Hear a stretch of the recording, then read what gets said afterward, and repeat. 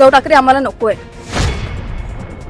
मुंबईचे एक ना एक प्रश्न आदित्य ठाकरेंना माहिती आहे. छोटे छोटे प्रश्न, आरेपासून ते मुंबईची गटर जी व्यवस्था आहे ती व्यवस्था, मेट्रो लाईन खालून कुठून काय गेलेलं आहे हे त्यांना माहिती. मुंबईत पाणी भरत होतं, पाणी भरण्याचा प्रश्न जो होता तो आदित्य ठाकरेंनी बऱ्यापैकी त्या काळात मार्गी लावलेला. मग राज ठाकरेंनी आपल्यासाठी जागा का नाही मागून घेतल्या? ग्राउंडवर पोहोचण्याचा जो तत्परता आहे ना ती कुठली नेते दाखवत नाही, ते मनसेचे नेते आणि कार्यकर्ते दाखवतात. उत्तर प्रदेशमध्ये मी जर राहायला आलो आणि जर मी हिंदी बोललो नाही, मी फक्त मराठीत बोलत राहिलो, चालेल का तुला? चालेल ना, काय हरकत नाही. नाही चालणार, अरे नाही चालणार, बाबू, नाही माझं काय म्हणणं आहे, चालणार. तुम्ही हे नाही खूप चालणार, हे तुम्ही- एकच अरे मुद्दा आहे का? हे- हे एकच नाही, मुद्दा आहे का? नाही.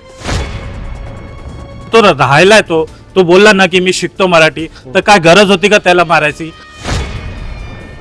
मोहम्मद अली रोडला 30 वर्षापासून मुंबईत राहतोय माणूस, त्याला मराठी येत नाही, ठीक आहे, नसेल येत मराठी त्याला, पण त्याच्याकडे वोटिंग कार्ड सुद्धा नाहीये. जर त्याच्याकडे वोटिंग कार्ड नाहीये, तो मुंबईत राहतोय, मग तो व्यवसाय कसा करतोय? मराठी अमराठी मुद्दा हा सोशल मीडिया असू दे किंवा राज ठाकरेंच्या भाषणातून असू दे, तो खूप चर्चेत आलेला आहे आणि तो भावनिक मुद्दा आहे. महाराष्ट्रात मराठी हवी हा मुद्दा आहे, म्हणून तो खूप जास्त चर्चेत आहे. आणि नुसतं मराठी तुम्ही किती वर्ष करणार? विकास पण मुद्दा आहे ना. जसं आता तुम्ही मगाशी बोलत होता की अनेक ठिकाणी टॉयलेटचा इश्यू आहे, मग एवढे वर्ष कोणाची सत्ता आहे, मग का नाही झाला विकास? मराठीच आहे ना, आम्ही थोडी नाही बोलतो, पण मराठी बोलत का नाही? मनसे किंवा म्हणा किंवा शिवसेनेचे उद्धव ठाकरे म्हणा की हे तेवढ्या जोमाने उतरतच नाही मैदानात. तिथले ते रहिवासी ह्या सगळ्या गोष्टीतून जात आहेत, मग त्यांच्यासाठी हा मुद्दा किती महत्वाचा ठरणार आहे की मराठी आहे का अमराठी आहे, तो तिकडचा स्थानिक नेता. अस्मिता, सगळ्यात अस्मिता कुठली भाषेची अस्मिता आहे, जातीची अस्मिता आहे, धर्माची अस्मिता आहे, प्रांताची अस्मिता आहे. याच्या अस्मिता असतात ना, या अस्मिता खूप महत्त्वाच्या असतात. ज्यावेळेस आपण विकास करतो ना, विकासासोबत आपल्याला आपल्या जुन्या पूर्वजांची पावलं घेऊन पुढे चालायची असतात. मी जर माझी मराठी सोडली ना, तर माझ्या बापजाद्यांनी जेवढं काही केलेलं आहे तेवढं मी गमावलंय. समजा एक म्हातारी आजी मेली, तर ती तिच्यासोबत 10 लाख शब्द घेऊन मरते त्या भाषेतले, तर त्यावेळेस ती भाषा जगवणं महत्वाचं असतं. महापालिका निवडणुकीचा धुरा उडालेला आहे, मतदान सुरू आहे आणि या मतदानावेळी नक्की कुणाचं पारडं जड असणार आहे? मुंबई महापालिका, जिचं 75,000 कोटींचं बजेट आहे, जिच्यावर सगळ्यांचा डोळा आहे, ती महापालिका नक्की कुणावर असणार आहे? कुठले मुद्दे महत्त्वाचे आहे? ही माझी टीम पूर्ण बसलेली आहे. पत्रकार आहेत सगळे, अनेक वर्षापासून पत्रकारिता करतायत, लोकांना भेटतायत. नक्की त्यांची मतं काय ती आपण जाणून घ्या. सुरुवात करूया चंद्रकांतपासून. चंद्रकांत, काय वाटतं नक्की यावर्षी काय असू शकतं? मराठीचा मुद्दा महत्त्वाचा आहे. राज ठाकरेंनी केलेल्या भाषणानंतर, उद्धव ठाकरेंच्या सभेनंतर चित्र पालटलेलं वाटतंय. सभेनंतर तशी परिस्थिती होती, कारण सोशल मीडिया झालं किंवा लोकांमध्ये जेव्हा आपले काही प्रतिनिधी गेले तेव्हा लोकांमधून ती जाणवली की मराठीविषयी आत्मीयता झालं, किंवा त्या उद्धव ठाकरेंनी जसं संयुक्त महाराष्ट्र लढ्याचा उल्लेख केला होता, तर त्या लढ्याचा परिणामसुद्धा लोकांवरती काही दिसून आला. परंतु त्या विकासाचा मुद्दा जो फडणवीस आणि शिंदे हे जे मांडतायत, तर त्यावर सुद्धा अनेक लोक प्रभावित झालेले आहेत. त्यामुळे यावेळेस थोडी संमिश्र परिस्थिती असं आपल्याला पाहायला मिळते. विवेक, खूप वर्षापासून विवेक पत्रकारिता करतायत, कदाचित आमच्या सगळ्यांपेक्षा जास्त अनुभव विवेकला असेल. तर विवेक, काय वाटतं मराठीचा मुद्दा, एवढी वर्ष झाली महापालिका आहे, मराठीचा मुद्दा प्रत्येक महापालिका निवडणुकांच्या आधी येतो, पण तो यावेळेस सगळ्यात जास्त तीव्रतेने जाणवतोय. ते नक्की कशामुळे? काय कारण काय त्याच्यामध्ये? हो, कारण त्याला एक भावनिक किनार आहे ना. दोघं ठाकरे बंधू जे एकत्र आले त्यावेळेस, त्याच्यामुळे कदाचित जो पूर्वी त्यांच्यापासून दुरावला गेलेला मतदार आहे, जो शिवसेना भाजप युतीकडे झुकलेला होता, तो कदाचित पुन्हा ठाकरेंकडे वळू शकतो आणि कदाचित मुंबईचे चित्र पालटू शकतं. आणि विकासाच्या मुद्द्याचा विचार केला तर काही मतात शिवसेना भाजपच्या बाजूने जाऊ शकतात, पण एकंदर परिस्थिती पाहता थोडंसं चित्र संमिश्र आहे असंच जाणवतंय. नाही, पण या संमिश्र चित्रामध्ये शिवसेनेचे 2 गट झालेत. बरोबर आहे. तर शिवसेनेचे जे 2 गट झालेत, दुसऱ्या बाजूला एकनाथ शिंदेने जे उमेदवार दिलेत ते सुद्धा मराठीचा मुद्दा घेऊनच मैदानात उतरलेत. हिंदुत्वाचं एक आहे, पण ते सुद्धा मराठी मुद्दा जो आहे तोच घेऊन मैदानात उतरलेत. तर त्यावेळेस काय वाटतं, काही परिणाम होऊ शकतो? कारण बऱ्याच ठिकाणी जे शिंदेने उमेदवार दिलेत ना, ते त्या तोडीचे दिलेत की त्या ठिकाणी त्या मतदारांना ते स्वतःच्या मतपेटीत टाकण्यास भाग पाडतील. असं वाटतं काही शिंदेचा किती परिणाम आहे? थोडाफार टक्का कमी जास्त होऊ शकतो या बाबतीत. सुनील गेल्या बऱ्याच वर्षापासून पत्रकारिता करतायत आणि गेल्या बातम्यांमधून ते आपल्याला सगळ्या गोष्टी सांगत असतात. सुनील, काय वाटतं नक्की यावेळीची परिस्थिती काय, मुंबईची असो किंवा इतर त्या 29 महापालिका आहेत त्यांची परिस्थिती काय असतील? आपण सर्वात आधी मुंबईकडे पाहूया, कारण मुंबईच्या निकालाकडे सर्वांचं लक्ष आहे. मुंबईचा जर विचार केला ना की ठाकरे बंधू एकत्र आलेले आहेत, तर मराठीचा मुद्दा त्यांनी उपस्थित केलेला आहे. पण मुंबईमध्ये अमराठी मतदार सुद्धा तितकेच जास्त प्रमाणात आहेत. तर अमराठी मतदार हे भाजप आणि महायुतीच्या बाजूनी जास्त आहेत. प्लस भाजपने विकासाचा मुद्दा मांडलेला आहे. तर विकासाकडे किती जण लक्ष देऊन मतदान करतायत ते पाहायला लागेल. दुसरा, ठाकरे बंधूंना एक डॅमेज करणारा एक फॅक्टर आहे, तो म्हणजे काँग्रेस वेगळे लढते. तर काँग्रेस किती मतं ठाकरे बंधूंची खात आहे, म्हणजे त्यात मराठी पण आहेत आणि मराठी म्हणजे वर्षा गायकवाडांचा आपण मतदारसंघ जर पाहिला तर धारावी खूप मोठा एरिया आहे. तर तिथला जर मतदारांनी जर काँग्रेसकडे जर वोटिंग केलं, नाही, पण काँग्रेसकडे पाहून, धारावीमध्ये मी ज्यावेळेस गेलो ना, तर धारावीतली परिस्थिती इतकी वेगळी आहे ना. धारावीमध्ये आपल्याला वाटतं की सपा आणि काँग्रेसचं प्रभुत्व असेल, पण गेल्या बऱ्याच वर्षांपासून धारावीमध्ये विकासच झालेला नाहीये. बेसिक प्रश्न सुटलेले नाही, रस्त्याचे प्रश्न सुटलेले नाहीये, पाण्याचे प्रश्न सुटलेले नाहीयेत, तिथल्या रिडेव्हलपमेंटचा प्रश्न आहे. आणि धारावीची रिडेव्हलपमेंट हा सध्याच्या काळातला सगळ्यात मोठा प्रश्न आहे, जो उद्धव ठाकरेंनी किंवा शिवसेनेने आता उचललेला आहे की ती धारावीची जी जागा आहे ती गेली नाही पाहिजे. धारावीकरांचा प्रश्न तिथे उभे राहणाऱ्या बिल्डिंगचा नाही आहे, धारावीकरांचा प्रश्न त्यांच्या व्यवसायाचा आहे. धारावीमध्ये आजही चमड्याचे व्यवसाय आहेत. धारावीमध्ये आजही मी ज्या कुंभारवाड्यात फिरलो त्या कुंभारवाड्यामध्ये मडकी बनवण्याचे व्यवसाय आहे. ती भट्टी लावणार कुठे? ती भट्टी लावायला जागा नाही आहे. तर मग अशा वेळेस तो जो मुद्दा आहे तिथं बऱ्याचदा असं दिसतंय की तिथले जे स्थानिक मतदार आहेत ते शिवसेनेच्या बाजून झुकलेले आहेत आणि इथं मराठीचा मुद्दा नाही आहे, इथल्या जागेचा मुद्दा आहे. हा बरोबर, हा मुद्दा बरोबर आहे. पण याच्याच संदर्भात जेव्हा महाविकास आघाडीने जेव्हा मोर्चा काढला होता ना, त्यावेळेला काँग्रेस सुद्धा मोठ्या प्रमाणात सहभागी झाली होती आणि वर्षा गायकवाड ह्या त्याच परिसरातून लोकसभेची निवडणूक जिंकलेली आहे. त्यांच्या बहीण आहेत त्या विधानसभा जिंकलेल्या आहेत. वर्षा गायकवाडांना सुद्धा त्यावेळेस उद्धव ठाकरेंनी सपोर्ट केला होता. उद्धव ठाकरेंच्या पाठिंब्यावर अगदी मला तेच म्हणायचंय म्हणजे हा धारावीचा जो मतदार आहे ना, हा डिवाइड झालेला आहे. हा अर्धा मतदार हा ठाकरे बंधूंकडे जाऊ शकतो, हा अर्धा मतदार हा काँग्रेसकडे जाऊ शकतो आणि उरलेला मतदार हा महायुतीकडे जाऊ शकतो. एकंदरीतच तुम्ही जर विचार केला ना, म्हणजे माझं असं वैयक्तिक मत आहे ना की मुंबईत उद्धव ठाकरेंच्या शिवसेनेनी जर 50 जागा जिंकल्या आणि त्यात मनसेनी जर 20 ते 30 जागा जिंकल्या ना, तर ही खूप अटीतटीची लढत होऊ शकते. महायुतीसाठी ही लढत तितकीशी सोपी नाही आहे. मुंबईच्या बाजूला आपण ठाण्याकडे गेलो ना, तर ठाणे हा एकनाथ शिंदेचा बालेकिल्ला आहे. त्यामुळे तिकडे शिंदेची शिवसेना बाजी मारणाऱ्यात काही हेच नाही आहे, म्हणजे पॉईंटच नाही आहे. दुसरी नवी मुंबईकडे गेलो ना आपण, नवी मुंबई शिवसेना आणि भाजप हे महायुती वेगवेगळे लढत आहेत.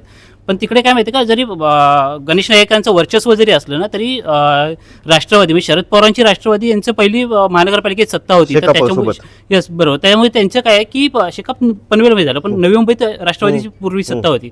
तर राष्ट्रवादीचे प्रयत्न सुरू आहेत की आपण पुन्हा ती वर्चस्व आपलं निर्माण करायचं तिकडे. तर गणेश नाईकांना फटका, गणेश नाईकांना पवारांचं जे काही राष्ट्रवादी दोन्ही एकत्र आहेत तिथे असू दे ना. पण आता काय झालेलं आहे की भाजपने एवढी आपली तिकडे वर्चस्व निर्माण केलेलं आहे ना, की गेल्या तुम्ही महानगरपालिका निवडणुका बघा किंवा विधानसभा बघा, तिकडे भाजपची सत्ता येते. तर आता फॅक्टर असं आहे ना की गणेश नाईकांना कुठला हे करू शकतं, त्रासदायक ठरू शकतं, ते मंदा म्हात्रे ह्या गणेश नाईकांच्या कट्टर विरोधक मानल्या जातात. दुसऱ्या बाजूला एकनाथ शिंदे. येस बरोबर. तर त्याच्यामुळे हे एकीकडे गणेश नाईकांचं जरी वर्चस्व असलं तरी मंदा म्हात्रे या त्रासदायक ठरू शकतात. आणि दुसरं म्हणजे शिंदेची शिवसेना ही वेगळी लढते. तिसरं, कल्याण डोंबिवलीमध्ये आपण गेलो ना, तर कल्याण डोंबिवलीमध्ये महायुती एकत्र जरी लढत असली ना, तरी त्यांच्यात थोडे म्हणजे स्थानिक पदाधिकाऱ्यांमध्ये मतभेद आहेत. ते मतभेद जरी असले तरी ऑलरेडी त्यांचे बिनविरोध निवडणूक विजयी झालेले बऱ्यापैकी आहेत नगरसेवक. त्याच्यामुळे महायुतीची तिकडे सत्ता येण्याची शक्यता जास्त आहे. आपण जर वसई विरारकडे पाहिलं ना, तर वसई विरारमध्ये हितेंद्र ठाकूर यांचं खूप वर्षापासून वर्चस्व होतं. पण हे वर्चस्व भाजपने मोडीत काढलं विधानसभा निवडणुकीत ठाकूर पडले. पण जरी तिथे ठाकूर जरी पडले असले तरी पुन्हा आता ठाकूर आपली बाजी लावून आपलं तिथं वर्चस्व निर्माण करण्याचा प्रयत्न करतात. आणि त्यात त्यांना प्लस पॉईंट असा आहे की त्यांना मनसे साथ देते. तर मनसे एकत्र आल्यामुळे भाजपला थोडं तिकडे अवघड होऊ शकतं. या सगळ्या निवडणुकीमध्ये विधानसभा असो लोकसभा असो, मनसे फॅक्टर एवढा प्रभावी नव्हता. पण ही जी निवडणूक आहे याच्यामध्ये मनसे फॅक्टर खूप जास्त प्रभावी आहे. नाही, मनसे फॅक्टर जरी प्रभावी असला ना, तरी तुम्ही एक ऑब्झर्व केले की नाही माहीत नाही मला, ठाकरे बंधूची युती जरी झाली असली तरी सगळ्यात जास्त ज्या सीट्स आहेत ना त्या उद्धव ठाकरेंनी घेतलेल्या आहेत.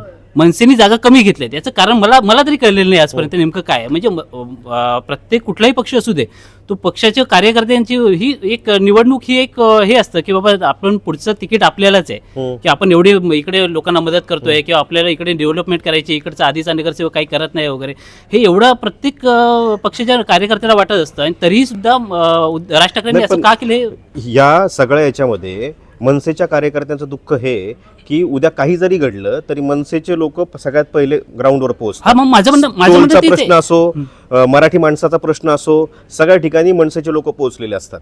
बाकीच्या वेळेस मुंबईमध्ये शिवसेना किंवा मनसे का गरजेचं आहे, लोकांना इथलं का गरजेचं वाटतं, त्याला सगळ्यात मेन कारण हे की ग्राउंडवर पोहोचण्याचा जो तत्परता आहे ना ती कुठली नेते दाखवत नाहीत, ते मनसेचे नेते आणि कार्यकर्ते दाखवतात. मी तेच बोलतोय मनसेचे नेते जातात, कार्यकर्ता जातो, पदाधिकारी जातो अडचणीला. मग राज ठाकरेंनी आपल्यासाठी जागा का नाही मागून घेतल्या? राज ठाकरेंनी मागून घ्यायला पाहिजे होत्या ना. जर तुमचा कार्यकर्ता पण धडपडतोय, कदाचित त्याच्यामुळे युतीच झाली नसती, कारण एवढ्या वर्ष युती न होण्याचं कारण फक्त मग आता जागा तुमच्याकडे वाटप मग होतं. मनसेकडे पर्याय काय राहिला? तुमच्याकडून लोकसभा गेली आहे, विधानसभा गेली, आता राहिलेलं काय राहिलेलं? महानगरपालिका. ते सुद्धा तुम्ही गमावताय. मग राहिलं काय? कार्यकर्ता आता पुढचं 5 वर्ष काय करेल? तुम्ही सीट्स मागवायला पाहिजे होते ना. हीच एक शेवटची पण संधी तुला होती. असं वाटतं का की मनसे फक्त मुंबई पुरतं, मनसे आणि शिवसेना लिमिटेड राहत आहे? ज्यावेळेस नगर परिषदांच्या निवडणुका होत्या, आता जिल्हा परिषदांच्या निवडणुका येतील, इथं हे कुठेच नसतात. नाही तेच हा खूप मोठा फॅक्टर आहे. म्हणजे ना मनसे किंवा म्हणा किंवा शिवसेनेचे उद्धव ठाकरे म्हणा की हे तेवढ्या जोमाने उतरतच नाही मैदानात. म्हणजे भाजप आहे ना, प्रत्येक निवडणूक, कुठलीही निवडणूक असू दे, 100% मैदानात उतरतात. प्रत्येक पदाधिकारी असू दे, प्रत्येक नेता असू दे, मुख्यमंत्र्यापासून ते स्थानिक कार्यकर्त्यापर्यंत सगळेजण आपले 100% ताकद लावून मैदानात उतरतात आणि त्याचाच फायदा त्यांना होतोय. बरोबर आहे. विवेक, तुम्ही आता एवढं वर्ष पाहताय मनसेला, माझ्या अंदाजे तुम्ही सुरुवातीपासून मनसेला पाहिलेलं असेल, तर मनसेची सुरुवात, त्याच्यानंतर आला स्पाईक, आणि त्याच्यानंतर मनसे एकदम गायब झाली आणि आता परत मनसे दिसायला लागली. याच्यामध्ये मनसे किती बदलली? काय वाटतंय की राज ठाकरेंनी अजून किती ऍक्टिव्ह झालं पाहिजे? काय नक्की काय बदललंय मनसेमध्ये? मनसेमध्ये बदल तर खूप झालेत तसे, पण तसं पाहिलं तर जितक्या ऍक्टिव्हली अजून उतरायला पाहिजे तितक्या ऍक्टिव्हली अजून उतरत नाहीत राज ठाकरे मैदानावर. उतरत नाहीयेत राज नाही येत. ठाकरे. पण आता तर दोन्ही भाऊ एकत्र आलेत. आता नवी पिढी, अमित ठाकरे आहेत, आदित्य ठाकरे आहेत. आदित्य ठाकरेंचं भाषण सध्याला एवढं शार्प झालेलं आहे, मुंबईचे एक ना एक प्रश्न आदित्य ठाकरेंना माहिती आहेत. छोटे छोटे प्रश्न, आरेपासून ते मुंबईची गटर जी व्यवस्था आहे ती व्यवस्था, मेट्रो लाईन खालून कुठून काय गेलेलं आहे हे त्यांना माहिती. मुंबईत पाणी भरत होतं, पाणी भरण्याचा प्रश्न जो होता तो आदित्य ठाकरेंनी बऱ्यापैकी त्या काळात मार्गी लावलेला होता. तर हे जे प्रश्न आहेत, ही जी नवीन पिढी उतरते, तुम्हाला असं वाटतं की याच्यात भविष्य दिसतंय तुम्हाला शिवसेनेचं आणि मनसेचं? हो, नक्कीच आहे भविष्य नक्कीच. अब्बास, सकाळी आम्ही एक व्हिडिओ केला होता, बोटाला जी शाई लागली तो सकाळीच आम्ही केला होता की ती थिनरने पुसली जाते. त्यावेळेस आमचे अब्बास सगळ्यात पहिले मतदान करून आले होते. अब्बास, सकाळी गेले होते, तुम्ही किती वाजता मतदान केलं होतं ते सांगा. ह्यांनी सकाळी 7 वाजता मतदान केलं असं सांगितलं, पण 7:30 वाजता मतदान सुरू झालं होतं. त्याच्यानंतर बऱ्याच लोकांनी कॉमेंट केलं. अब्बास सांगतील आता काय. अब्बास, काय होतं, किती वाजता मतदानाला गेले होते? विषय असा होता की मला ऑफिसला 9ची शिफ्ट होती, म्हणून मी घरून निघालो 7 वाजता. आणि तिकडे पोहोचता कदाचित मला ठीक आहे, 7:15 काय वाजले असेल, आणि मीच पहिला होतो तिकडं मतदान करायला.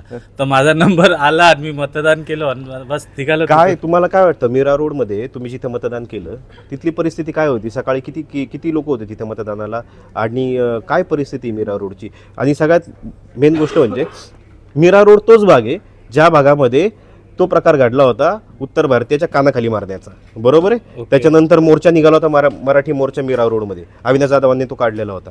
तर आता काय परिस्थिती तिथली? परिस्थिती तर तशीच आहे. जर तुम्हाला असं वाटतं की यावेळी पण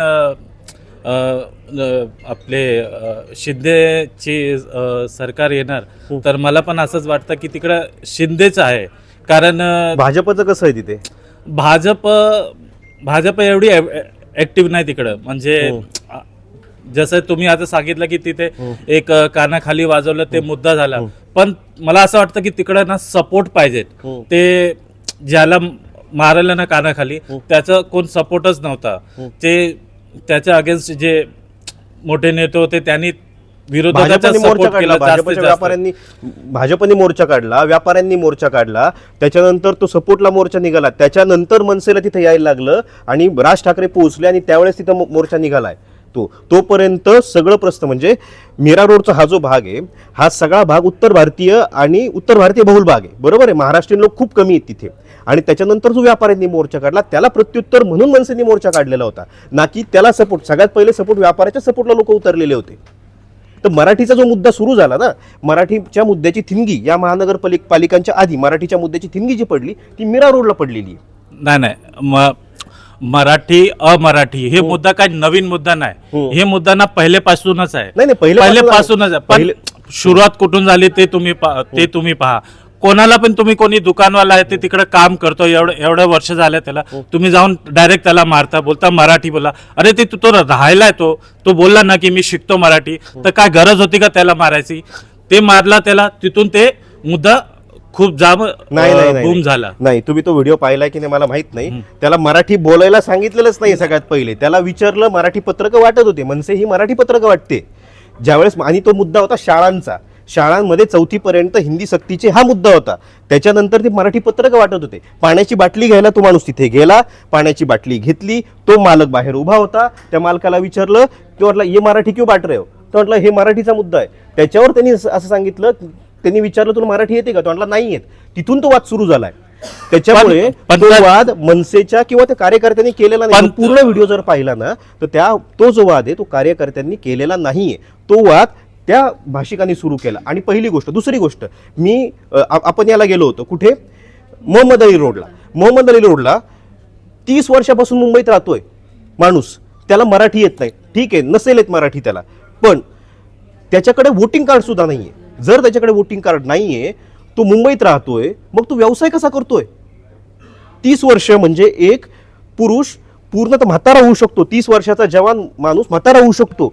एवढा काळ मुंबईत राहता तुम्ही, पण तुम्हाला मराठी येत नाही. मराठी नाही येत तो मुद्दा गाऊन तुमच्याकडे वोटिंग कार्ड नाही. ह्याचं उत्तर हेच आहे की 1 जण, 2 जण, 3 जण अगर मराठी नाही येत तर त्याचा तुम्ही मुद्दा नाही बनवू शकता.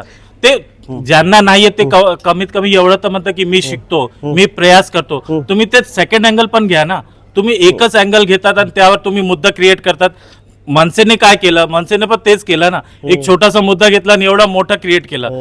तुम्ही पर्याय शोधा ना. कोणाला मारायचा, त्यांची दुकाने बंद करायचं. That is not the correct way ना.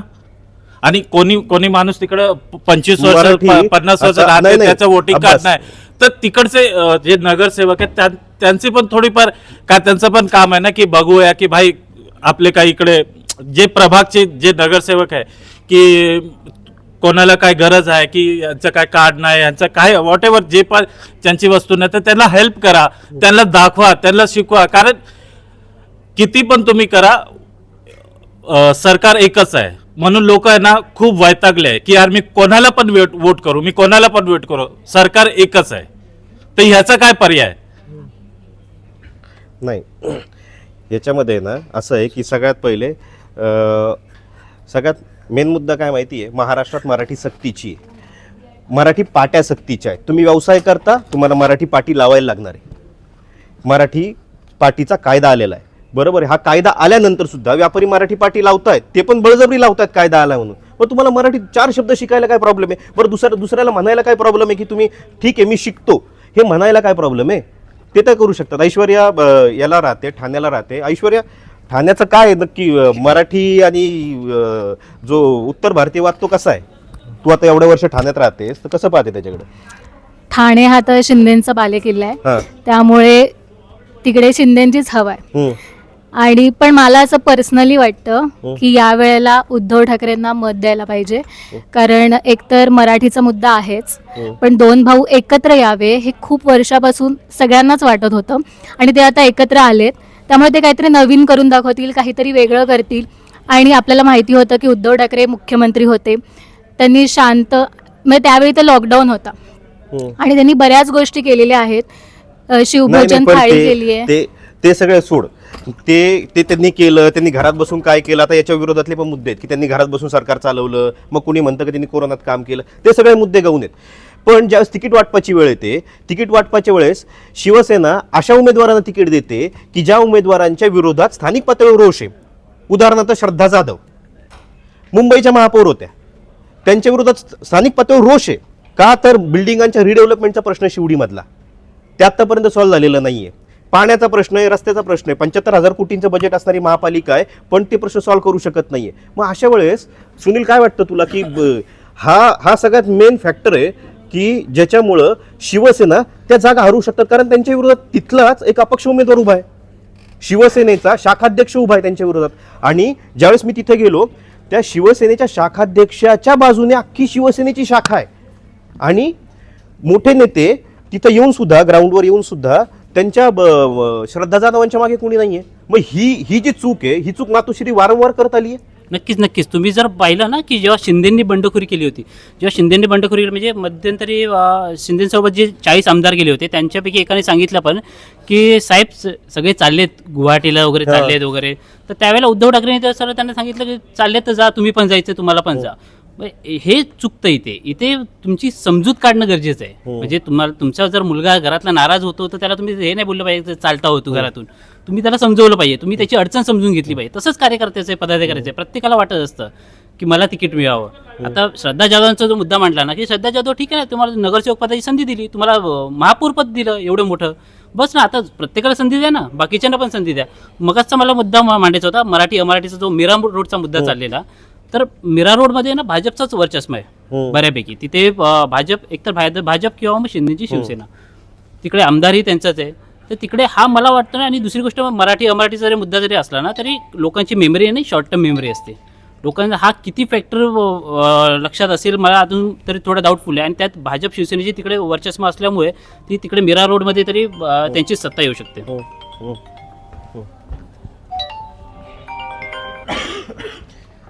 पण चंद्रकांत, मला या सगळ्या याच्यामध्ये सांग की हा मराठीचा मुद्दा खरंच परिणामकारक आहे या सगळ्या परिस्थितीत? मराठीचा मुद्दा काही प्रमाणात परिणामकारक आहे असं आपल्याला नाकारून चालणार नाही, कारण मुंबईमध्ये मराठी माणूस खूप जास्त आहे. प्लस जे मुंबईत मतदार नाहीत असे पण मराठी खूप लोकसंख्या मराठी मुंबईमध्ये आहे जे मतदार नाही आहेत, ते त्यांच्यासाठी सुद्धा हा भावनिक मुद्दा आहे. आणि नुसतं मुंबईसाठी नाही तर महाराष्ट्रासाठी सुद्धा हा थोडा भावनिक मुद्दा आहे. त्याच्यामुळं मराठीचा मुद्दा थोडा परिणामकारक आहे, पण त्याचा परिणाम मतात कसं रूपांतर होतो हे आपल्याला पाहावं लागेल. कारण ठाकरेंनी सभा घेतली, एकंदरीत सभा घेतली. आपण जर बघितलं तर ठाकरेंनी यावेळेस सभा कमी घेतल्या, पण त्यांनी शाखा भेटी खूप जास्त घेतल्या. म्हणजे त्यांनी लोकांशी कनेक्ट होण्याचा पर्याय यावेळेस निवडला. कदाचित त्याचा परिणाम त्यांना कसा मिळतो, त्यांच्या सभा कमी झाल्या आणि त्यांनी शाखा भेटी जास्त दिल्या, तर ते पण आपल्याला बघावं लागेल. आणि अनेक असे मतदार आहेत ज्यांना मुंबई तर आता तसं पाहिलं तर कोणी पण सत्तेत असलं तरी विकासाच्या प्रमाण किती असतं याचा लोकांना थोड्याफार प्रमाणात अंदाज आहे. दावे खूप केले जातात, त्याच्यापैकी किती गोष्टी होतात याचा पण लोकांना अंदाज आहे. पण मराठीचा जो मुद्दा आहे त्यावेळेस भावनिक झालेला आहे. राज ठाकरेंच्या व्हिडिओमुळे पण तो थोडा त्याचा परिणाम वाढला. त्याच्यामुळं मराठीचा मुद्दा यंदा मतदानावरती परिणाम करेल हे मात्र आपल्याला नाकारून चालणार नाही. मराठीचा मुद्दा तर परिणाम करेलच, पण ज्यावेळेस आम्ही ग्राउंडवर फिरलो, दादरसारख्या भागात गेलो, नंतर शिवडीला गेलो, मोहम्मद अली रोडला गेलो, त्या धारावीच्या सगळ्या गल्ल्यांमध्ये फिरलो, तर तिथं असं जाणवलं की मराठीच्या मुद्द्यापेक्षा इतर बाकीचे मुद्देसुद्धा खूप महत्त्वाचे होते. मराठीचा मुद्दा आहेच, कारण मराठीची पकड जर मुंबईहून ढिली झाली तर मुंबई जाईल ही भीती काय मराठी माणसाच्या मनात असते. पण त्याच्या व्यतिरिक्तचे बाकीचे जे मुद्दे होते ना ते सुद्धा महत्त्वाचे होते. मनाली, ज्यावेळेस तू हे सगळं पाहत होतीस त्यावेळेस तुला काय वाटलं की कुठले मुद्दे असे होते की जे पाहिल्यानंतर तुला वाटलं अरे असेही लोक राहू शकतात या सगळ्या गर्दीत? जसं की आपण धारावीचा परिसर बघितला किंवा आपण मोहम्मद अली रोडला गेलेलो, त्या ठिकाणी पण मराठी अमराठी मुद्दा आहे किंवा नाही असं नाही. मराठी अमराठी मुद्दा आहे, महत्त्वाचा आहे महाराष्ट्रासाठी, पण त्या लोकांचे प्रॉब्लेम्स खूप वेगळे आहेत. मराठी अमराठी मुद्दा हा सोशल मीडिया असू दे किंवा राज ठाकरेंच्या भाषणातून असू दे, तो खूप चर्चेत आलेला आहे आणि तो भावनिक मुद्दा आहे. महाराष्ट्रात मराठी हवी हा मुद्दा आहे म्हणून तो खूप जास्त चर्चेत आहे. पण जर का विकासाच्या मुद्द्याने बोलायला गेलं किंवा आपण जेव्हा लोकांपर्यंत पोहोचतो, त्यांचे जेव्हा प्रॉब्लेम ऐकतो, तेव्हा ती लोक तिथल्या स्थानिक पातळीवरती त्यांच्याकडे जातीवाद किंवा भाषावाद असा नावाचा प्रश्नच नाहीये, त्यांचे प्रश्नच वेगळे आहेत. तिकडे गटारं ओपन असतात, पाणी भरतं पावसामध्ये. त्या लोकांचा मुद्दा असा आहे की आम्हाला जो विकासाची हमी देईल किंवा तिथला स्थानिक जो आहे नेता तो काम करतो, मग तो कोणत्याही पक्षाचा असू देत, त्याने फरक नाही पडत. जर का तो स्थानिक नेता काम करतो ना, तर मग जे धारावीत तुला ते पाहायला मिळालं की टॉयलेट रात्री संध्याकाळी 6 नंतर बंद केलं जातं आणि त्याच्यानंतर काय हाल होतात, ते काय प्रकरण होते ते धारावीमध्ये महिलांसाठी अशा गोष्टी आहेत की रात्री 12 नंतर ते टॉयलेट बंद होतं, सकाळी 5 नंतर ते स्टार्ट होतं. पण तिथल्या एका स्थानिक रहिवासींनी मला असं सांगितलं की आमचं घर एक तर खूप छोटं आहे, दरवाजा बंद करून अंघोळ करा, दरवाजा बंद करून वॉशरूमला जा, ह्या सगळ्या गोष्टी आहेत. आणि मग जर का त्यामध्ये कोणी आजारी असलं तर रात्री 12 नंतर कोणाला काही प्रॉब्लेम आला तर मग आम्हाला ते त्या घरातच पेपरवरती करायला लागतो, तो पेपर पॅक करायला लागतो, तो पेपर मग नंतर बाहेर जाऊन टाकावा लागतो. ही सगळी स्थिती आहे ही. आणि तिथले ते रहिवासी ह्या सगळ्या गोष्टीतून जात आहेत. मग त्यांच्यासाठी हा मुद्दा किती महत्त्वाचा ठरणार आहे की मराठी आहे का अमराठी आहे तो तिकडचा स्थानिक नेता. त्यांच्यासाठी तर हेच महत्त्वाचं ठरणार आहे ना की आमच्या मुद्द्यांसाठी कोण जास्त भांडतंय. आणि त्या मुद्द्यांवरती जर का मग गोष्टी आत्ता हे होत असतील, मराठी अमराठी हा वाद आहे, महत्त्वाचा आहे, ठीक आहे, मराठी महाराष्ट्रात असलीच पाहिजे, पण त्याहूनही महाराष्ट्र विकासाच्या दिशेकडे कितपत जातोय हे बघणं लोकांचा किंवा मतदारांचं जास्त गरजेचं आहे, मला असं वाटतं. कृपा, तुला काय वाटतं की राज ठाकरेंनी जे मुद्दे मांडले, राज ठाकरेंनी एक मुद्दा असा मांडला की जी धारावी आहे ती धारावी हा स्टार्ट पॉईंट आहे, धारावीच्या बाजूला BKC, त्यातून येणारी ती मेट्रो आणि बुलेट ट्रेन, त्याच्यापासून पुढं असणारं ते वाढवण बंदर आणि तिथून ही मुंबई गुजरातला जोडण्याचा डाव आहे. याच्यामध्ये मराठी म्हणून किती तथ्य वाटतं तुला? मराठी अमराठी हा वाद माझ्यासाठी वेगळा आहे, कारण हा मुद्दा प्रत्येक निवडणूक आली की हा मुद्दा निघतोच. प्रत्येक निवडणुकीच्या तोंडावरती मराठी अमराठी वाद हा निघतोच. पण आपल्याकडे आता इतकी वर्ष शिवसेना महापालिकेत सत्तेत होती, पण त्यावेळी लोकांचे जे बेसिक प्रश्न असतात, जे मूलभूत गरजा असतात, पाणी, रस्ते असेल, वीज असेल, या मुद्द्यांवरती आत्तापर्यंत तोडगा निघाला आहे का? लोकांना 24 तास पाणी मिळालं आहे का? स्वच्छ पाणी मिळालं आहे का? त्यांच्याकडे वीज आहे या काळात, पण त्यांना रोड चांगले मिळाले आहेत का? रोडची क्वालिटी काय आहे? हे सुद्धा प्रश्न आहेत. तर लोकांना हे हवं आहे की तुमच्या भागातला विकास कोण करतंय, तिथले रस्ते चांगले खरंच कोण करतंय, पाईपलाईन कोण चांगलं करतंय, हे मुद्दे गरजेचे आहेत. मराठी अमराठी हा वाद म्हणजे मराठी लोकांसाठी असेल ही भीती प्रत्येक वेळी निर्माण केलीच जाते. पण प्रत्येक वेळेला आपण हे नाही म्हणू शकत की जर तुम्हाला सत्ता दिली हातात तर हे प्रश्न आपले मूलभूत ज्या गरजा आहेत त्या सुटणारच आहेत.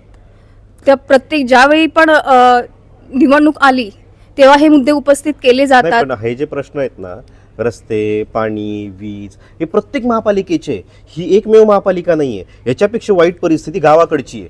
इथे एक ब्रिज वर्षभराच्यात उभा राहतो. गावाकडे ज्यावेळेस जे शहरं आहेत तिथे एक ब्रिज उभं करायला 3-3, 4-4, 5-5 वर्ष वाट पाहायला लागतात. आज मुंबईमध्ये फ्लायओव्हर्स असे दिवसागणिक उभे होऊन जातात. ही डेव्हलपमेंट, इतकी फास्ट डेव्हलपमेंट कदाचित कुठल्याच शहरात नाही आहे. मग ती महापालिका तीच होती. 75,000 कोटींचं बजेट असणारी, गोव्यापेक्षा जास्त बजेट असणारी महापालिका आहे ही. तर इथं या महापालिकेच्या याच्यामध्ये मराठी माणसाचा टक्का फक्त 10 ते 12%, 15% मराठी राहिलेत. बाकी सगळे जे मतदारसंघ आहेत ते सगळे आता विभागले गेलेत. बाहेरून माणूस येतो, इथं जागा खरेदी करतो आणि इथला माणूस अजून बाहेर फेकला जातो. तर हे मुद्दे महत्त्वाचे वाटत नाहीत?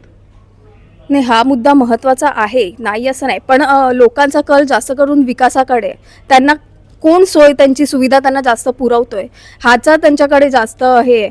आता शिवसेनेचं बघायचं झालं, उद्धव ठाकरे गटाचं, तर लोकांमध्ये म्हणजे स्थानिक पातळीवर बघायचं झालं तर त्यांच्यामध्ये रोष आहे उद्धव ठाकरेंबद्दल. हे मी स्वतः अनुभवले, कारण एकदा मी ऑफिसला येत होते तेव्हा माझ्या मागून काही माणसं येत होती, तेव्हा त्यांचं म्हणणं होतं की उद्धव ठाकरे आम्हाला नको आहे. तसंच काही ओळखीतले पण आहेत, त्यांचं उद्धव ठाकरेंनी काही नवख्या उमेदवारांना उमेदवारी दिली आहे. म्हणजे अशी लोक आहेत जे 22 वर्षाची मुलं आहेत, नवीन आहेत, ज्यांना अजिबात महापालिकेचा अनुभवच नाही आहे. अशा लोकांना तुम्ही उमेदवारी दिली आहे. नाही, पण ही तर गोष्ट चांगली आहे. माझा तो मुद्दा उलटा होता. श्रद्धा जाधवांच्या बाबतीत एवढं वर्ष भोगून सुद्धा मी नवीन नवीन पण ज्यांना प्रशासनाचा अनुभवच नाहीये ती लोक पुढे जाऊन काय करणार? नाही, पण ते घेतील पण त्यांना ना, अनुभव घेतील. महापालिकेचा सध्याला अनुभव काय, घेतील मान्य आहे, पण महापालिकेचा- त्यांनी रस्त्यावर उतरून ऍटलीस्ट थोडंफार काहीतरी काम तर केलं पाहिजे. तुम्ही कॉलेजमधून शिकून येणारी मुलं आहेत, त्यांना जर तुम्ही उमेदवारी देत असाल तर त्यांना काय कळणार आहे? काय म्हणजे त्यांना काय समजणार महापालिका प्रशासनाचं काम काय असतं हे कसं कळणार त्यांना? मला असं वाटतं जर म्हणजे उद्धव ठाकरेंचं सगळ्यात जास्त जिथं थोडंसं जे कमी पडतात ते तिकीट वाटपात, की तिकीट वाटपामध्ये जिथे कमी तुम्ही पडतात. उमेदवारी ज्या लोकांना दिली पाहिजे. उद्धव ठाकरे तर रस्त्यावर उतरून काम करणार नाहीत. त्यांच्यासाठी काम करणारे ते स्थानिक नगरसेवकच असणार आहेत, स्थानिक पदाधिकारीच असणार आहेत. तर ते पदाधिकारी निवडताना त्यांच्या सोबतीची जी चौकट आहे ती मोडून जर ते लोकांपर्यंत गेले तर कदाचित चांगले येऊ शकतात असं वाटतं तुला? ज्यांना प्रशासनाचा अनुभव आहे, ज्यांना पण प्रशासनाचा अनुभव मिळणार ज्यांना कसा? रस्त्यावरती काम करायची सवय म्हणजे ज्यांना माहिती आहे, अनुभव आहे, अशा लोकांना तुम्ही आधी संधी द्या ना. जे की तुम्ही नवख्या लोकांना अगदी दिले आहे तिकीट. त्याच्या पण काय माहिती का, याच्यामध्ये प्रशासनामध्ये मी आतापर्यंत एक गोष्ट पाहिलेली, ज्या लोकांना अनुभव असतो ना, किंवा ज्या लोकांना ती सगळी व्यवस्था माहिती असते, त्यांना माहिती असते या व्यवस्थेतून चोर वाटा काय आहेत, इथून पैसा कसा काढायचा, इथून कंत्राटं कशी मंजूर करून घ्यायचे, इथून आपले कंत्राटं नातेवाईकांना कसे द्यायचे, हे त्यांना माहिती असतं. हे नवख्या माणसाला माहीत नसतं. हे नवख्या माणसाला माहीत करायला काही काळ जातो. ज्यावेळेस एक माणूस प्रशासनात नवीन येतो तो कायम पण असा मग जर असतो की नवीन असेल तर मला त्यांना इमानदार इतकं असलं पाहिजे. समजायला पण वेळ लागेल ना. हा, समजायला वेळ लागेल. पण तुम्हाला एक पाहिलं पाहिजे की त्यांच्याकडे ती समजण्याची वृत्ती आहे का. रोहित पाटील आज रस्त्यावर उतरून काम करतात. रोहित पाटीलही नवीन होते. आबा गेल्यानंतर रोहित पाटील नवीन होते. आज रस्त्यावर पण उतरून काम रोहित करतात. पाटलांना ऍटलीस्ट घराणेशाहीचं थोडंफार हे होतं. त्याच्या घराणेशाही घरातच घराणेशाही जरी होती, आबा होते, घराणेशाही जरी होती तरी रोहित पाटलांना स्थानिक पातळीपासून काम करायला लागलेलं आहे. स्थानिक पातळीमध्ये लोकांमध्ये जायला लागलेलं आहे. तो अनुभव घ्यायला लागलाय. तो अनुभव जोपर्यंत घेत नाही, ती संधी जोपर्यंत मिळत नाही, तोपर्यंत माणूस मोठा होऊ शकत नाही. तर हे नवीन जे आलेत त्यांनी ती संधी घेतली पाहिजे असं मला वाटतं. काय वाटतं अनुप तुम्हाला? आता तुम्ही त्या ज्या मुंबईच्या दक्षिण मुंबईच्या परिसरात राहतात, तुमच्या आजूबाजूला सगळे मराठी मुलं आहेत, सगळे नवीन आहेत. तर काय वाटतं याच्यामध्ये, तुम्ही पाहिलं आतापर्यंत नवीन शाखेमध्ये आलेला मुलगा ज्याच्यामध्ये खूप वृत्ती असते की काम करायचंय मला काहीतरी, त्याच्यासाठी पैसा मिळवणं महत्वाचं नाहीये, त्याच्यासाठी त्या भागासाठी काम करणं महत्वाचं आहे. तर काय अनुभव आहे तुमचे? नाही, संधी द्यायलाच पाहिजे. कारण ते लोक पण लहानपणापासूनच त्यांचं चालू असतं कार्यकर्त्यांबरोबर फिरणं वगैरे. म्हणजे मी तर शिवडीमध्ये राहतो वगैरे, सगळं शिवसेनेचंच आमचं आहे सगळं. त्यांना सवय आहे सगळी करायची वगैरे. शाखांचा अनुभव काय? म्हणजे मी आतापर्यंत पाहिलंय की शिवसेनेच्या शाखा म्हणजे हे तिथलं एक सरकारी कार्यालय होतं की उद्या अँब्युलन्स लागली तरी पण शिवसेनेची शाखेची अँब्युलन्स असायची. उद्या कुणी जास्त पैसे घेत असेल तरी ते शाखेचे लोक मागे उभे राहायचे. हॉस्पिटलमध्ये पैसे जास्त आकारले गेले तरी शाखेवाले यायचे. तर शाखेचं हे व्यवस्था कशी चालायची? शाखेची व्यवस्था म्हणजे सगळं त्यांचं हे असायचं, फोन नंबरवर वगैरे याच्यावर चालायचं. मग आम्ही नगरसेवकांना वगैरे कॉल वगैरे करायचो वगैरे, आणि त्याप्रमाणे त्यांच्या ओळख बिळख असतात तिकडे, त्याच्याप्रमाणे ते सगळं चालायचं. हो. एकंदरीत शाखेचा म्हणजे मी आतापर्यंत पाहिलेला अनुभव असा आहे ना की शाखा ही अशी जागा होती की ज्या ठिकाणी लोक येऊन त्यांच्या समस्या मांडायचे आणि त्या शाखेतून त्यांच्या लेवलला सॉल्व्ह केल्या जायच्या. ही शाखा होती. पण आता शाखेचे पण दोन भाग झालेत. एक उद्धव ठाकरेंच्या त्याच भागात असतात, उद्धव ठाकरेंची शाखा आणि शिंदेची शाखा. पण तिथं निष्ठावंत कुठे गेले? म्हणजे जे होते शिवसैनिक त्यांनी ते कसं दुसरीकडे गेलेत? काय आमच्या शिवडी विभागातले तर शिंदे आपल्या याच्याबरोबरच आहेत, उद्धव ठाकरेंबरोबर सोबतच आहेत. आणि काही काय ते म्हणजे बाहेरचे आणलेत, जे ज्यांना तिकीट दिले नाहीत वगैरे ते लोक. त्यांच्या पण शाखा आताच झाल्यात ओपन, असं काही नाही. पण प्रॉब्लेम आमच्या इथे सॉल्व्ह होतात युबीटीच्या इकडे. उद्धव ठाकरेंच्या हो प्रॉब्लेम सॉल्व्ह हो. पण आता ते श्रद्धा जाधवांचं जे प्रकरण आहे त्याचं काय? श्रद्धा जाधव तर ते नाराजीच होती ना त्यांच्याबद्दल. 30 वर्ष कंटिन्यू नगरसेवक आणि एक टर्म हे होत्या, महापौर होत्या, पण त्यांना काय करता आलं नाही. आणि ते काय प्रश्न होते? शिवडीचे काय प्रश्न आहेत? शिवडीचे रिडेव्हलपमेंटचा प्रश्न आहे. रिडेव्हलपमेंटचा काय प्रश्न? रिडेव्हलपमेंटचा आहे, पाण्याचा आहे. जुन्या बिल्डिंगी झाल्यात, जुन्या बिल्डिंग 100 वर्ष झाल्या, सगळ्या मोडकळीस आल्यात. प्रॉब्लेम आहे त्यांना. आणि हे होतं लिकेजचा वगैरे सगळा प्रॉब्लेम आहे. सगळे मराठी लोक राहतात. हा, सगळे मोस्ट ऑफ मराठीच आहेत. आणि मग जे बिल्डर येतो तो बिल्डर काय सांगतो, काय कशा पद्धतीने? बिल्डर सगळे यांचेच असतात सगळे. ते काय त्या लोकांनी ऑर्डर देतील त्याप्रमाणे असतात. माझा अनुभव सांगतो. मी ज्या लोकांशी बोललो ना त्यांचं म्हणणं असं आहे की बिल्डर येतो, हो, ती आडवी झोपडपट्टी उभी होते फक्त, आणि सगळ्या लोकांना, त्या आडव्या झोपडपट्टीतल्या लोकांना उभ्या याच्यात टाकलं जातं हा. आणि ती जागा मोकळी करून ती बिल्डरला फुकट दिली जाते. फुकट दिली जाते.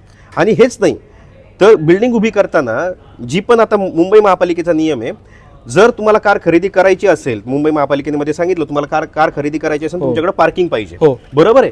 जर तुम्हाला ही पार्किंग पाहिजे असेल तर ज्यावेळेस अशी बिल्डिंग उभी केली जाते, SRAच्या नावाखाली ही बिल्डिंग उभी केली जाते, म्हणजे पार्किंगची सुविधा का केली जात नाही? पहिल्या मजल्यापासून घरं वाटली जातात, त्याच्यामध्ये पार्किंग नसते. पार्किंग सगळे रस्त्यावर करायला लागते, रस्त्यावर पार्किंग करायला लागते, त्याच्यामुळे ते रस्ते अरुंद होतात. त्याच्यामध्ये फायर ब्रिगेडची गाडी येऊ शकत नाही, ना ॲम्ब्युलन्स येऊ शकते, आणि अशा वेळी सगळं ट्रॅफिक जाम जे दक्षिण मुंबईत होतंय त्याला कारण म्हणजे ही बिल्डर लॉबीनी ज्या प्रकारे लोकांना गिळंकृत केलंय ते एक कारण आहे. दुसरं कारण, बऱ्याचदा हे जे बिल्डर घेतात जागा, ती जागा घेतली जाते आणि त्यांना कल्याण, बदलापूर, अंबरनाथ किंवा पनवेल इकडे तिकडे टाकलं. पनवेलला तर टाकत नाही, कारण पनवेलच्या जागांचे रेट खूप जास्त आहे. तिकडे टाकत नाहीत, पण कल्याण, अंबरनाथ, बदलापूर, वसई, विरार इकडे टाकलं जातं. मग तिथून मराठी माणूस निघून गेला असता दुसरीकडे. तर हा एक प्रश्न आहे. तर काय वाटतं आता यावेळेस त्या शिवडीच्या याच्यामध्ये जी बंडखोरी झाली आहे त्याचा काय परिणाम होऊ शकतो? मला वाटते तो अपक्ष आमदार येईल निवडून. अपक्ष जो हो, नगरसेवक आहे, श्रद्धा जाधव बद्दल रागच आहे सगळ्यांना. त्यांचं काय एवढं काम हे नाही, up to the mark. Sunil, तुला फक्त आता एक विचारायचं आहे की या सगळ्या याच्यामध्ये हे सगळं जे मराठी अमराठी चालू आहे याच्यामध्ये सगळ्यात वाईट अनुभव कुठला आहे माहिती आहे? की लोकांचा राग, जो एक मुद्दा उपस्थित केला जातो, मराठी माणसाकडे जर पैसा असेल ना, त्याकडे पैसा आहे, त्याला घर खरेदी करायचं आहे, त्याला चांगल्या भागात घर खरेदी करायचं आहे, तो ज्या घर खरेदी करायला जातो त्यावेळेस त्याला घर दिलं जात नाही. घर न देण्याचं कारण काय? तू मांस मच्छी खातो, तू मराठी आहेस. आणि हे सगळ्यात मेन कारण आहे रागाचं, की महाराष्ट्र आमचा, मुंबई आमची, जागा आमची, तुम्ही बाहेरून आले आणि तुम्ही अशा प्रकारे आमच्याशी कसं वागू शकता? तर हा अनुभव काय? बरोबर आहे. अशा प्रकारच्या अनेक घटना आतापर्यंत समोर आलेल्या आहेत की अमराठी जे नागरिक असतात, ज्या सोसायटी असतात, त्यांना मराठी माणसाला तिथे समाविष्ट करून घेत नाही. पण ठाकरे बंधूंनी हा जो मुद्दा मांडलाय ना, मराठी अमराठी, हा तितका मला प्रभावी वाटत नाही. याचं कारण तुम्हाला सांगतो की मुंबईतलं तुम्ही स्ट्रक्चर पाहिलात ना, ते अनेक ठिकाणी एक तर बैठा चाळी आहेत किंवा मग बिल्डिंग आहेत. तर बैठ्या चाळीमध्ये पण सगळीच मराठी माणसं नाही आहेत, किंवा बिल्डिंगमध्ये पण आजूबाजूला तुमच्या सगळे मराठी माणसं असं नाही आहे. तिथे उत्तर भारतीय पण आहे, तिथे साऊथ इंडियन पण आहे, तिथे अजून एक तिसरा म्हणजे नॉर्थ ईस्ट मधला पण रहिवासी राहतो. किंवा मराठी माणसाचं दुकान असेल तर ते आजूबाजूला मराठी माणसाची दुकान आहेत असं नाही आहे. त्याच्या आजूबाजूला गुजराती पण आहे, बंगाली पण आहे, मारवाडी पण आहे, यांची पण दुकानं आहेत. आणि तुम्ही जर ऑब्झर्व केलं ना, किंवा मराठी माणसाला त्या जाऊन विचारलं ना, तर ते एकमेकांशी व्यवस्थित बोलतात, त्यांचं व्यवस्थित चालू आहे. ते एकमेकांशी मराठीमध्ये पण बोलतात, हिंदीमध्ये पण बोलतात. त्याच्यामुळे हा तितका प्रभावी ठरणार नाही मराठीचा मुद्दा. आणि नुसतं मराठी तुम्ही किती वर्ष करणार? विकास पण मुद्दा आहे ना. जसं आता तुम्ही मगाशी बोलत होतात की अनेक ठिकाणी टॉयलेटचा इश्यू आहे. मग एवढे वर्ष कोणाची सत्ता आहे, मग का नाही झाला विकास? म्हणजे सुनील, तुम्हाला काय वाटतं की मराठी अमराठी हे मुद्दा आहेच नाही? हे नाही, मराठी अमराठी मुद्दा आहे, पण हा निवडणुकीचा मुद्दा नाही. बळजबरी नाही. तुम्हाला जर मुंबई ठाण्यामध्ये राहताय ना, तुम्हाला मराठी यायला पाहिजे. याच्यात हेच नाहीये. म्हणजे तुम्ही साऊथला गेला तर तुम्हाला एक तर साऊथची लँग्वेज बोला किंवा इंग्लिश बोला, मराठी तिकडे चालणार नाही तुम्हाला. मला एक गोष्ट सांग, जे माणूस इकडं 20 वर्ष 25 वर्ष राहतो, तुम्ही कसं बोलू शकता की तो मराठी माणूस नाही? तो इकडे जन्मला, आम्ही थोडी बोलतो, आम्ही त्याला मराठी झाला ना, मराठीच आहे ना. आम्ही थोडी नाही बोलतो, पण मराठी बोलत का नाही? 20-25 वर्ष तुम्ही मराठी शिकत का नाही? काही 2-3 लोक पकडून हे पॉलिटिक्स वाले जे वरचे लोक आहे, तो लोक एक मुद्दा बनवतात, एक मुद्दा क्रिएट करतात, आणि ते मराठी अमराठी एवढा मोठा मुद्दा होतो की लोकांना रस्त्यावर मारलं जातं, दुकाने बंद केली जातात. नाही अब्बास, एक मिनिट सर. आणि दुकाने बंद केली जातात, म्हणजे होतंय. तुम्ही पण हे ऍग्री करा, पण हे मराठी अमराठी मुद्दा आहे नाही, मुद्दा आहे विकासाचा. नाही, दोन्ही मुंबईमध्ये नाही. मुंबई हे कॉस्मोपॉलिटन शहर आहे, पण ते मुंबई कॉस्मोपॉलिटन शहर असताना सुद्धा ते महाराष्ट्राचं शहर आहे. त्याच्यामुळे इथला जो मुद्दा आहे ना, इथला मुद्दा मराठी असणार आहे, इथला मुद्दा भाषेचा असणार आहे. मी जर हैदराबादमध्ये गेलो ना, तर मला कानडी आलीच पाहिजे. एक मिनिट. मराठी मुद्दा आहे, पण त्याला एवढे मतलब म्हणजे त्याला एवढं मोठा का केला जातो? आपला विकासाचा मुद्दा आहे. कुठल्याही राज्याच्या एवढ्या लोकांना काय गरज आहे, ते गरज पाहणार. रस्ते नाही इकडं, तुम्ही घोडबंदरवर जा, किती खड्डे रोज एक ना एक ऍक्सिडेंट होतच आहे ना कुठे ना कुठे. तुझं कुठलं स्टेट आहे? तू कुठल्या स्टेट राज्यातला आहे? मी ठाण्यामध्ये डिस्ट्रिक्ट ठाणा मीरा भाईंदर. नाही नेटिव्ह कुठलं आहे तुझं? उत्तर प्रदेश. हा, बरोबर. उत्तर प्रदेश. उत्तर प्रदेशमध्ये मी जर राहायला आलो आणि जर मी हिंदी बोललो नाही, मी फक्त मराठीच बोलत लागलो, चालेल का तुला? चालेल ना, काय हरकत नाही. नाही चालणार, अरे नाही चालणार, बाबू, नाही माझं काय चालणार, म्हणणं नाही आहे, चालणार. तुम्ही हे नाही खूप चालणार, हे तुम्ही- एकच अरे मुद्दा आहे का? हेच मुद्दा एकच आहे. मुद्दा आहे का? हा मुद्दा तू सांग. नाही, हे महत्त्वाचा आहे. नाही महत्वाचं आहे. महत्वाचं आहे. तुमच्यासाठी महत्वाचं नसेल, आमच्यासाठी महत्वाचं आहे. तुला काय वाटतं? तू काय कुछ सांगत होता ना आता विवेक, का तुला काय वाटतं की मराठी अमराठी हेच मुद्दा आहे मोठा की विकासाचा मोठा नाही, मुद्दा महत्वाचा आहेच. मुद्दा महत्वाचा आहेच, कारण तुम्ही बाहेर गेलात तर तुम्ही मराठी नाही बोलू शकत. तुम्हाला त्या स्टेटच्या लँग्वेज मध्येच किंवा तिथल्या स्थानिक भाषेतच बोलावं लागणार. प्राथमिकता कोणाला नाही, द्यायची? नाही, आपल्याला ऐका, बस. विकासाला नाही, नाही, ऐका मी सांगतो. याचं साधं उत्तर तुम्हाला सांगतो, एकदम सोपं सरळ सिंपल एकदम उत्तर. याचं सिंपल उत्तर काय माहिती आहे? याचं उत्तर आहे की ज्यावेळेस तुम्ही कुठल्याही राज्यात जाता ना, आपल्या पूर्ण देशाचं स्ट्रक्चर जर तुम्ही पाहिलं ना, त्या 2-3 गोष्टी असतात. एक असते अस्मिता. सगळ्यात अस्मिता कुठली? भाषेची अस्मिता आहे, जातीची अस्मिता आहे, धर्माची अस्मिता आहे, प्रांताची अस्मिता आहे. याच्या अस्मिता असतात ना, या अस्मिता खूप महत्त्वाच्या असतात. ज्यावेळेस आपण विकास करतो ना, विकासासोबत आपल्याला आपल्या जुन्या पूर्वजांची पावलं घेऊन पुढे चालायची असतात. मी जर माझी मराठी सोडली ना, तर माझ्या बापजाद्यांनी जेवढं काही केलेलं ना, तेवढं मी गमावलंय. एक आजी ज्यावेळेस मरते ना, माझी आजी ज्यावेळेस, मी एक मिनिट ऐका, मी जे पूर्ण करतो. एक माणूस ज्यावेळेस मरतो ना, समजा एक म्हातारी आजी मेली, तर ती तिच्यासोबत 10 लाख शब्द घेऊन मरते. त्या भाषेतले 10 लाख शब्द घेऊन मरते. जर ती 10 लाख शब्द घेऊन मरते ना, तर त्यावेळेस ती भाषा जगवणं महत्त्वाचं असतं. आणि एक शहर असतं ना, ती फक्त जागा नसते, ती एक जिवंत माणसांची जमीन असते. त्यामुळे जी भाषा आहे ना, भाषा हा फक्त निवडणुकीचा मुद्दा नाही आहे, तर ही अस्मिता आहे, ज्याच्यावर इथलं सगळं राजकारण चालतं, इथलं सगळं समाजकारण चालतं, इथला विकास त्याच्यावरच आहे. आणि विकास कोणासाठी केला जातो? तर इथल्या स्थानिक लोकांसाठी. आणि तो विकास, मुंबईचा विकास मराठी माणसाला कसा हवा आहे, तो त्याच्या हिशोबाने केला गेला पाहिजे. तरच ही मुंबई जगेल, ही मुंबई महाराष्ट्राची राहील आणि या मुंबईची ओळख जगभरापर्यंत पोहोचेल. छत्रपती शिवाजी महाराजांची मुंबई, मराठ्यांची मुंबई आणि महाराष्ट्राची मुंबई म्हणून.